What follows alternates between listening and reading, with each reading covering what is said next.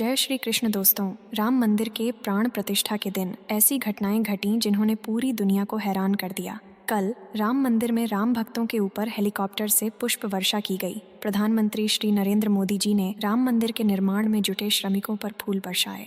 और अब देखिए इस बंदर को जो प्राण प्रतिष्ठा से पहले ही रामलल्ला के आगमन का इंतजार कर रहा था। देखिए तो जरा कैसे यह बंदर अपने स्वामी के स्वागत में भगवा झंडा लहरा रहा है। इससे यह साफ होता है कि हनुमान जी ने अपने प्रभु श्री राम के दर्शन करने के लिए अयोध्या में इसी रूप में प्रवेश किया था। अगर आपको भी मेरी तरह भगवान के अयोध्या आगमन की बेहद खुशी हुई है तो कमेंट में जय श्री राम जरूर लिखें।